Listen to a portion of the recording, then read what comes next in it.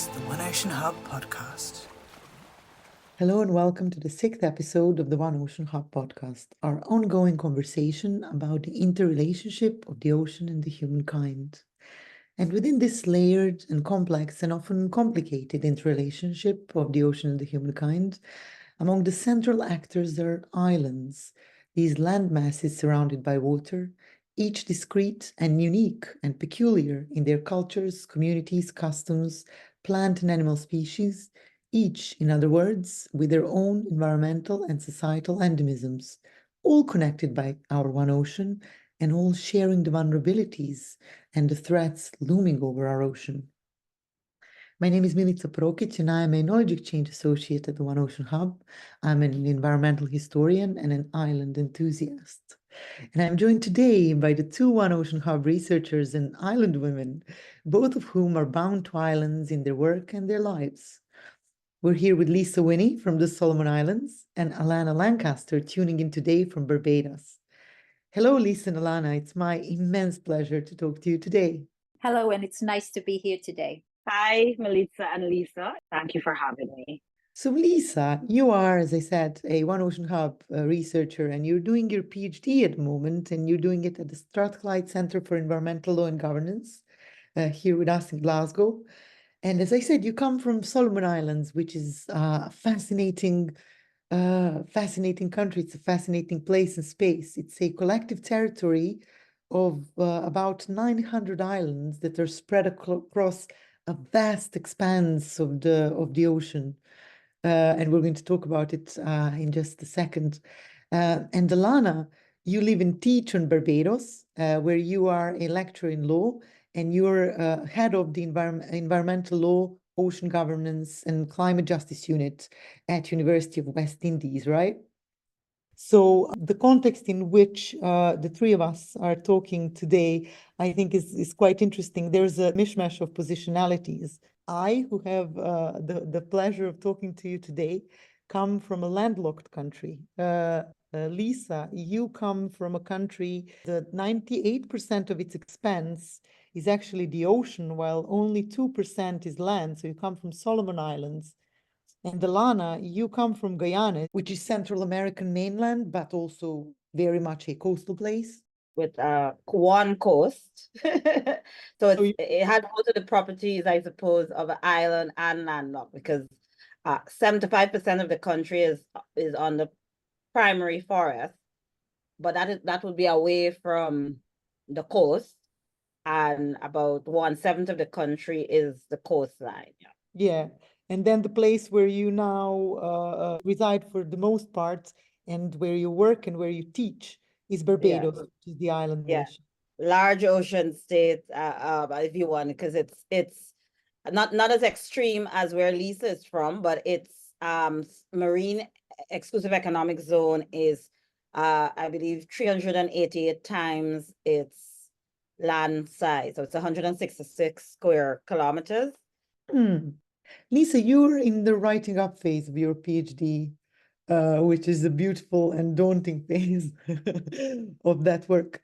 And your research is delving into the history of the Solomons and the interactions of the colonial legacy with the local customs and the policies that govern or try to govern Solomons to this day. And your research draws from the multiple conversations with the local community, with the community that you come from on the Solomons. So could you tell us what inspired your research? How do these policies of today interact with the colonial past of the Solomons? Well, I just started off with the issue that I realized we're not bringing the local realities into decision-making processes that we're doing at the national level. That's what started this off. And I wanted to know more about who I am, what my history is, reconnecting to place, because I think a bigger part of it as well is I've been slowly disconnecting myself from that reality as well by engaging in processes that are very Western. I don't want to use Western, but I think because it's more about our education system as well. It's It's building us and preparing us to work in places that are not back in the village. Yeah.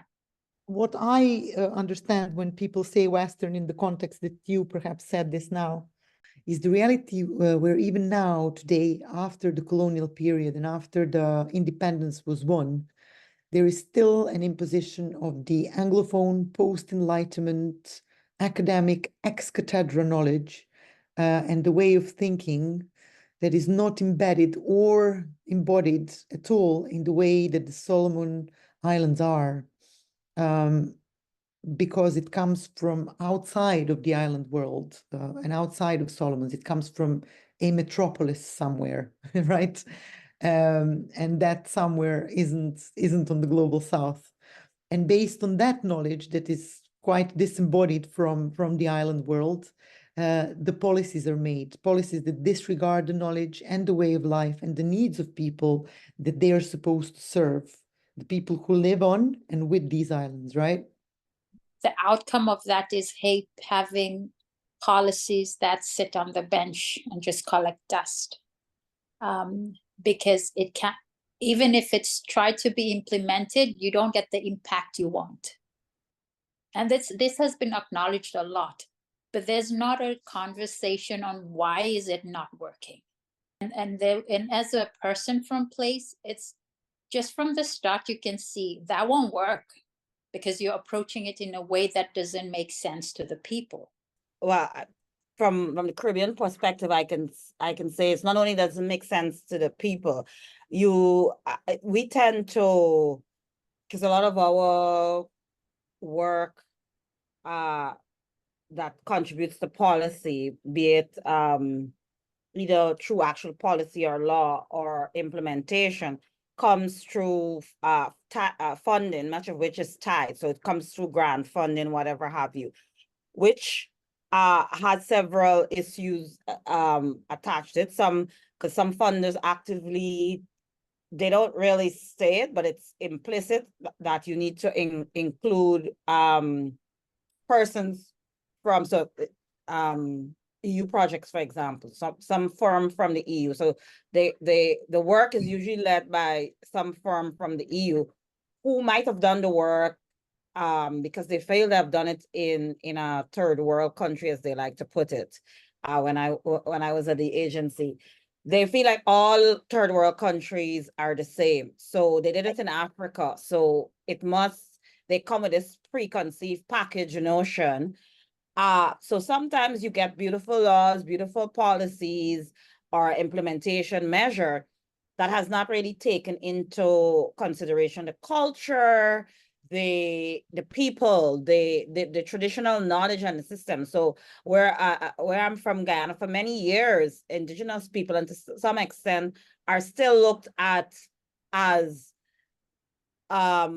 less knowledgeable. So when I was growing up, there is a word that it's now illegal, but when you say it, it meant that you were stupid, and it was the pejorative term for Indigenous people in our country, because the thought was, you're from the interior, the bush, as we say, you don't know about Western things, and again, even though we got independence, colonization still really permeates.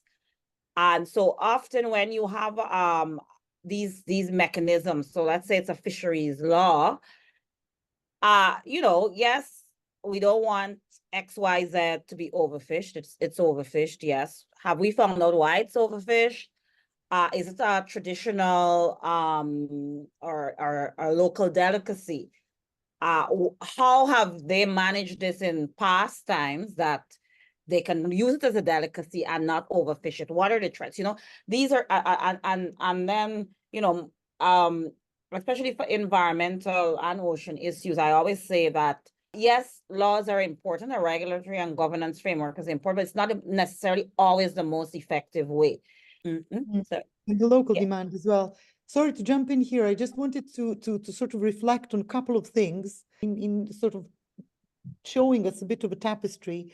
And you are, as you said, from Guyana originally, but you live in Barbados, right? Yeah, I live and work in Barbados. And The university where I am at actually serves 16 of the states in the Caribbean region, which are mostly island states. So with the exception of Guyana and, well, Guyana is not a contributing country, but Belize is, which is on the Central American mainland. Yeah, no, that would be like sort of like my next segue into conversation as we sort of navigate through these complex relationships. Because you opened up a couple of things. You opened this sort of like mainland adjacent versus island, and this very sort of oceanic space and way of living, and the way that that's absolutely permeated for generations and thousands of years people's diets, people's way of being, people's way of knowing, local people's way of knowing stuff. And then you also mentioned, as you were talking about this, like imposing of Western knowledge and the way that that the funding, research funding, is distributed and conceptualized, where there has to be somebody coming from the global north or from the west or what have you, who has to sort of be written in the grant in order for the local researchers to even access the funds. What you describe is almost the process of recolonizing or reassertion of the colonial relationships. By post-independence governments, yes. Yes, exactly. And I was wondering whether both of you can speak a little bit about that. In the vast expanses of coastal, island, and oceanic spaces, how does this concept of borders even work out? Especially those borders imposed by the colonial slicing and dividing of the dominions. This very terrestrial notion that's again very unlike this archipelagic world. And it seems quite unfitting to those who are used to navigate the waters between these vast expanses, between the islands. Do these lines make any sense to local people at all, do you reckon? Considering that that those lines are limitations, imaginary lines, and probably if we look at the connections of the people pre-colonization. That's the other interesting thing too, when you look at, and it's very clear in terms, well, I suppose clearer in terms of indigenous people, because even though they might be in different states logistically now, there are many similarities. They belong to tribes that are, cross borders. So they, especially in the South American mainland, at least that's what I'm more familiar with. So you have certain tribes which may be in Guyana, but they are closely related to other tribes found in Brazil or Venezuela and so on. And they can be very fluid, some of them. And then within the Caribbean basin of itself, because most of the inhabitants of the Caribbean basin would have been transplanted here during the transatlantic slave trade, as well as to some extent indentureship, which followed.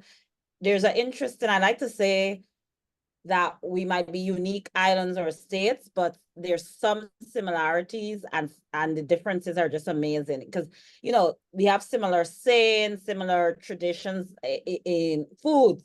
It might look different or the components may be different, but the bottom line is it's very much the same. So it's quite interesting to unpack from that perspective, but also very challenging. You're talking about multiple insularities, but also multiple connections. Yeah, thank you for sort of illuminating, giving us a glimpse of that in the Caribbean context. And indeed, the reason why I'm really excited to talk to you two today is because there is a notion that has been noted by Peter Conrad, who's a literary scholar, but he's very interested in islands. And he comes from one. He was born in Tasmania. And he said something along the lines of everyone is related to an island, whether by birth or whether the island that they're assigned later in life. We are all connected to an island somehow, and islands are interconnected by the waters and by the connections people, right? And the food and the custom and everything from the dress to the music, and it pops out everywhere. And the way of knowing, the way of sailing, the way of cooking, the way of venerating, the way of worship, the few of many, many, many. Lysa, can you illuminate a little bit for us these pre-colonial connections in the Pacific context and maybe in the particular context of the Solomon Islands? So interestingly, when we speak about islands, I just recently learned from my stories with people in Solomon's that we do not see islands, we see places, and we see people.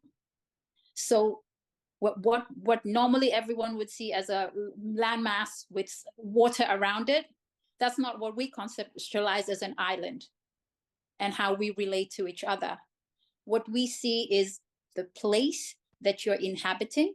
The state that is created as the Solomon Islands is made up of over 1,000 islands. History books say 999 islands. So it's an archipelagic state.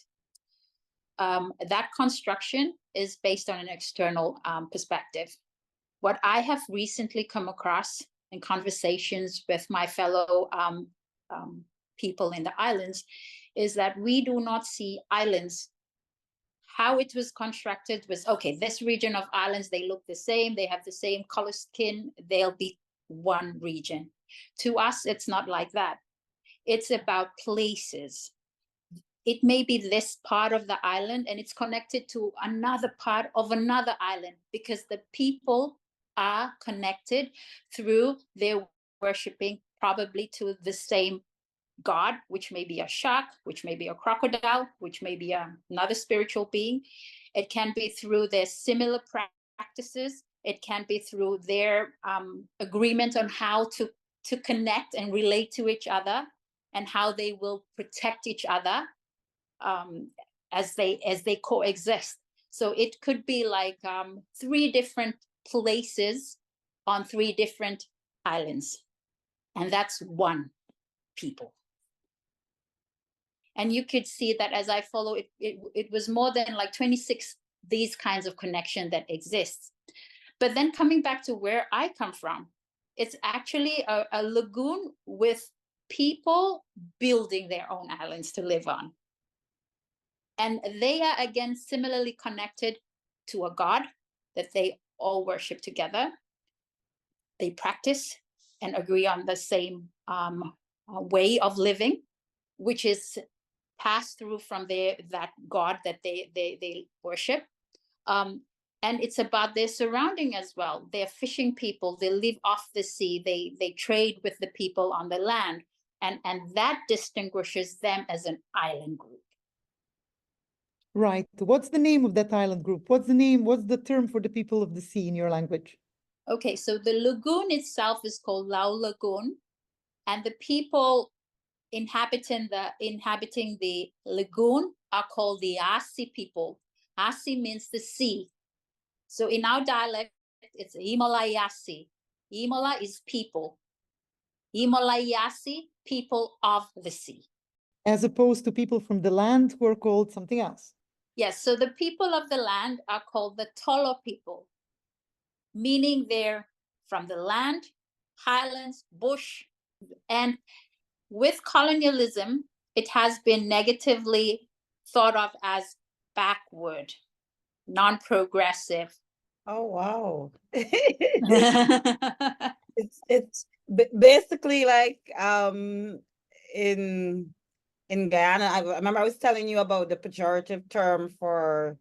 Yeah, you got me excited. I was. Wow. Yeah. Yeah. And interesting because also we have tribes that you associate with the coast, and many of them have relatives in the islands of the Caribbean, whereas we have 9 tribes, 3 of which are associated with the coast. The other 6 are termed mainland, I suppose, would be people, and their associations are with the Amazon basin. So the Brazil, Venezuela, Suriname, French Guyana, and so on. So it's very interesting similarities. Intriguing, actually. Yeah, yes. And probably because the people of the sea, when we have interaction with traders and explorers, that they were more exposed to the visitors, that they term more progressive. And the people in on the land did not want to have anything to do with the visitors, and so they were termed as backward. But now thinking about it, I think it's all about them wanting to protect who they are. Yeah, but it also sort of goes against that very entrenched notion of to be insular is, or like to be of an island is to be out of touch. What you seem to be describing each in your context is the hyper connection and the multiple ways that the islanders are connected to the world around them. And I guess that also transpires to the way that they navigate the waters between their islands. I wanted to really ask you to share with us, which to great extent both of you already have, being somebody who lives or who hails from an island and being a researcher of that island, what are the main topics that you engage with, each in your work and each in your research? Because both of you are doing work that's based in sort of an academic institution. Both of you are researchers, and both of you also have done and still do work out with that context. So maybe starting with you, Alana, can you tell us, so you are a lawyer,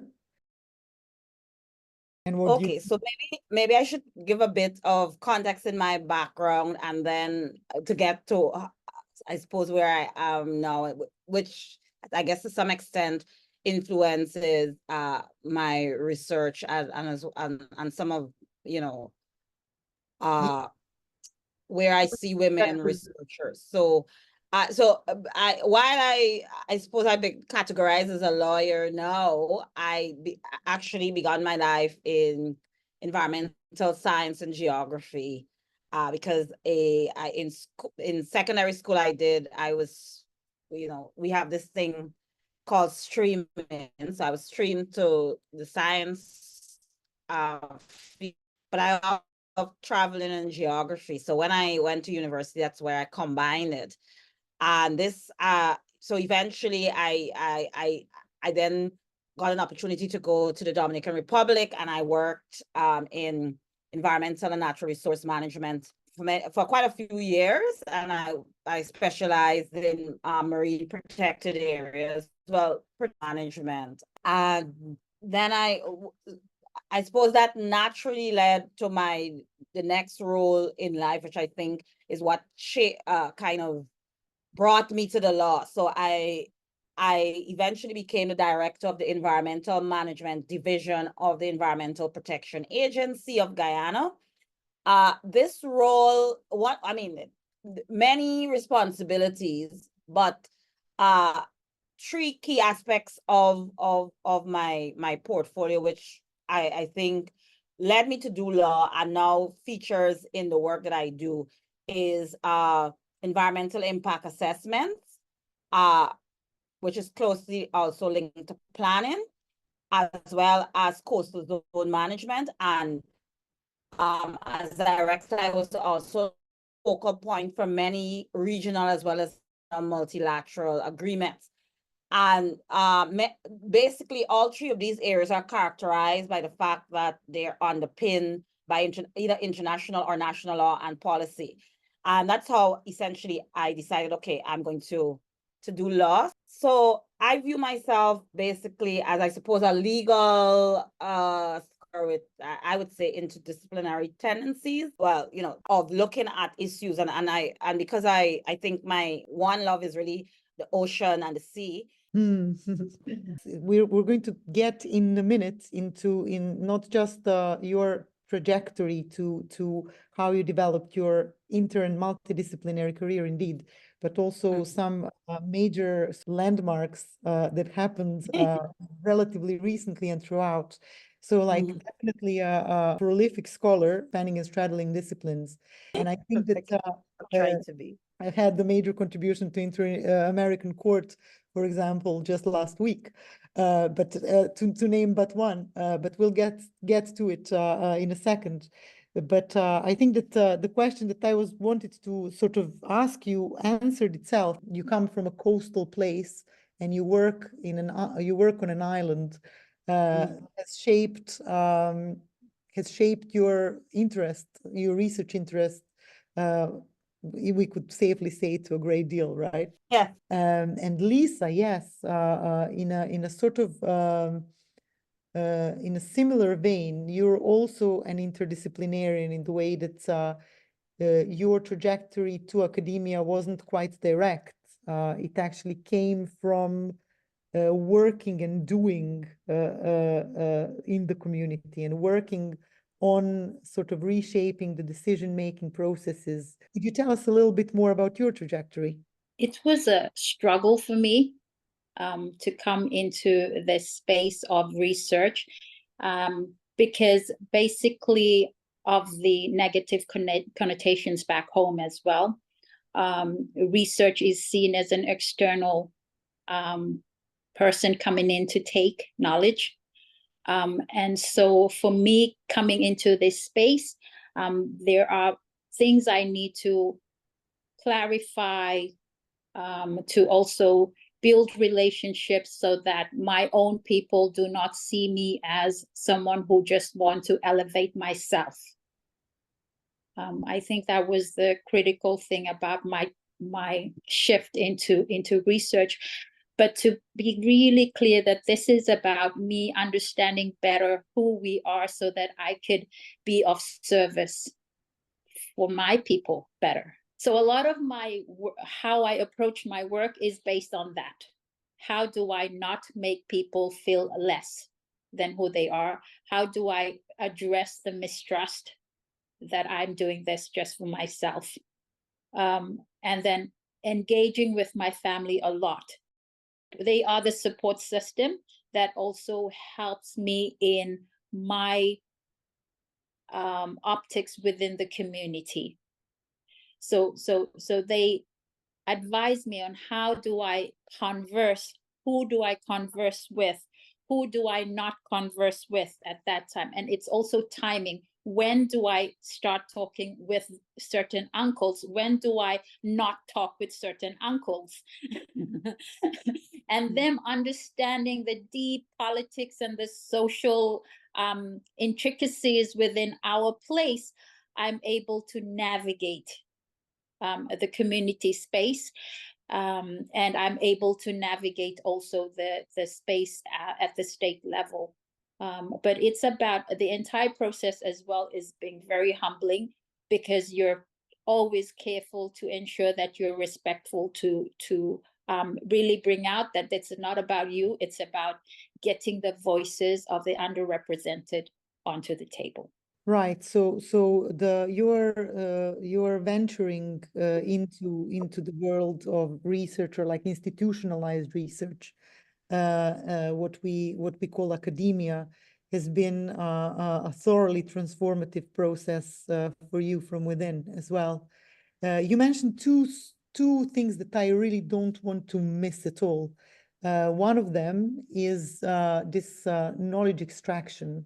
So if I understand correctly, in the community that you research about and that you research with for your PhD thesis, there's an entrenched notion that whoever comes from this academic context is somebody who's coming to extract. And I think that in the colonial or post-colonial, if we can even call it post-colonial, because we were talking a little bit about colonialization through different processes, including the knowledge extraction and imposing certain knowledges upon the local communities. So you flag this knowledge extraction and the negative impact that it has had on the community. So I would like, if you can, if you could tell us a little bit about these consequences of knowledge extraction in Solomon Islands in particular. That would be my first question. And the second question is like, can you just tell us about what's the crux of your research? What do you research for your PhD? Yes. So the consequences of this is we come from a collective society. So when people see you like you're very individualistic, then a lot of the things that comes with being a collective society, I think we need to put into context that the places that I come from are communal, to the point where there are practices, there are ways of engaging, there are relationships that are important, and there are ways to maintain those relationships as well. And when someone feels like you're just using them to elevate yourself, it doesn't go well. And it's probably the spiritual gods will deal with you, but you won't have a full life that comes with the blessing of being in that community. Yeah, so it's the community that sort of that is defensive from the extraction of knowledge, from sort of, yeah. And it's really interesting that you say that it's very defensive of individualism, which is a big emblem of liberal capitalism and of this mechanisms that drive neocolonialism. So your PhD research, it came from the work that you did pre-PhD. And then tell us about the theme of your PhD. Okay. So my research came about when I was doing legislative review for ocean planning. And when we did the review, I was part of the process. And I saw that we only looked at the statutory laws. And I wondered, what about the laws in the communities where I come from? And someone said to me, it is not law, because it is not written. And I was shocked, because does that mean my people don't exist? That the entire reality that I am brought up in does not exist? And I was really surprised. I couldn't accept that. And so my research is about, I started wanting to know, what is law? And which law is the law that should be regulating us? And so that's where I'm interested in history, colonial history. I'm looking at where laws came out, where the laws we have come out from. Is it from us? Where is it coming from? And Alana, I know from the many conversations where you and I have nerded out about history, that you, in your legal and your scholarly work and your research and your advocacy work, as well as in your understanding of your place, of the Caribbean, that your views and your work and thinking are often informed by the lessons from history, right? When I studied environmental science and geography, because we don't teach it, and I don't think we cherish our traditional and indigenous knowledge. We don't pay enough attention to the role history plays in a lot of what we're discussing here. Oceans, how people are positioned, how people interact, how their rights are either protected or not safeguarded. And my dad would always say, if you don't know your history, you don't know where you're going. And I think so, for example, when I participate in the Hub's customary law group, it's super interesting to me, because a lot of the things that I remember him telling me, as, you tell me as stories, a lot of this stuff, about, transatlantic slave trade and how the Caribbean developed in its early days, the Haitian Revolution and so on. I see a lot of this now when I look at fisheries law, dare I say, because most of the law I was trained in is from a top-down approach and from a hugely Western, international law from a Western, with Western principles. Yeah, and that really speaks to your doctoral research, Lysa, doesn't it? You're kind of trying to trace back the custom in the Solomons, and you're trying to make it emerge from under the layers of statutory law, right? So my work is, I've come across seeing as well that laws are built from fundamental values, and fundamental values of my people differs from the fundamental values of where my statutory laws come out from, especially the ones we have inherited. So this is something interesting because I think the way my people have been seeing things is what we need for humanity to thrive. Okay, so that's a perfect segue to my next question that I'm really excited now to pose to you, and maybe get Alana's opinion afterwards as well. But recently I heard you assert something that's quite brilliant in my opinion, and that's that inter and transdisciplinary research, as we understand it now, is actually indigenous and local wisdom and knowledge. And this is something that seems to have come out of your research. And why do you assert what you assert? So I'm a marine scientist by training. And my mother, if I go to work, she has absolutely no idea what I'm doing. And she would ask, for 5 years, she would ask, what am I doing? And explained, and she couldn't get it. Until now that I'm working on bringing in people's knowledge into policy, and she goes, I understand what you're doing, because she sees herself in that, which is a holistic way of seeing the ocean. A holistic way that it's not about just the organisms in the sea. It's about, yes, life in the sea, the atmosphere around us that regulates the space. It's the people within, and this entire system, one is not superior than the other.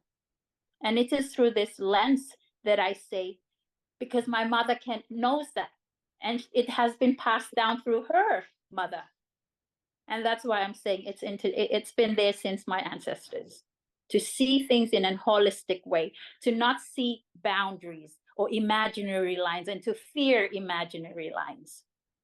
These holistic ways of knowing, local, embedded, and embodied knowing, trans and intergenerational, and across the communities, is actually much, much older than this quote unquote Western or like post Enlightenment Western knowledge that has ruled the waves for a very long time.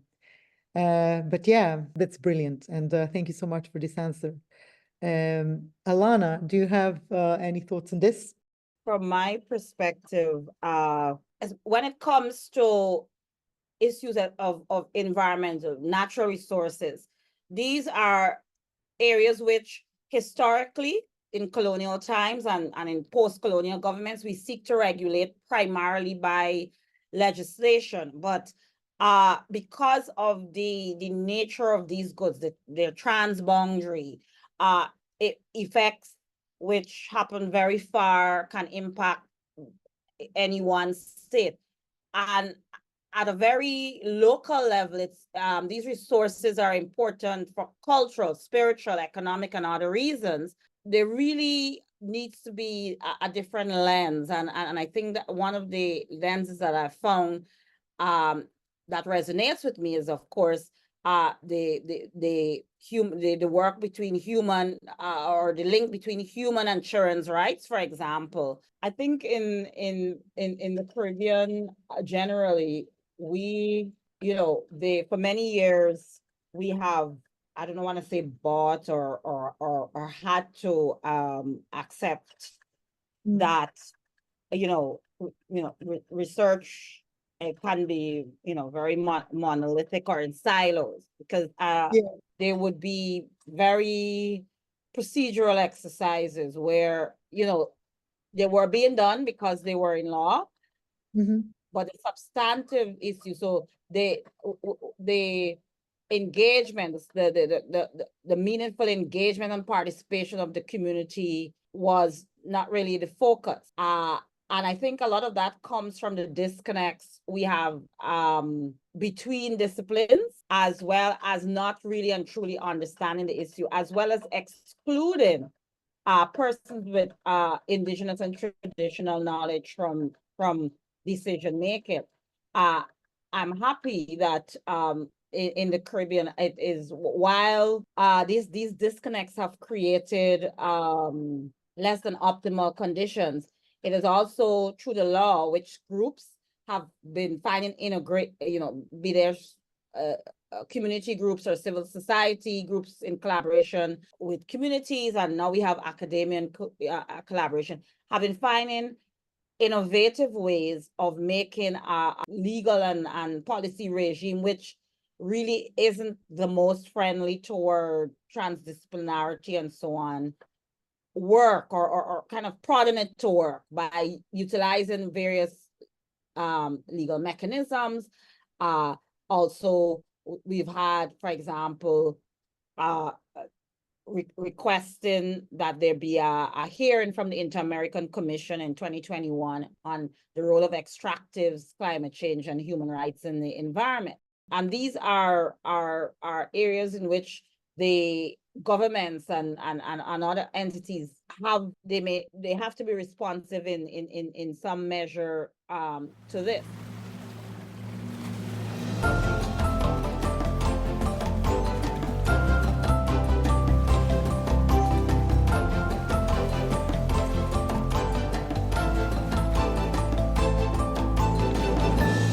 This is the One Ocean Hub podcast.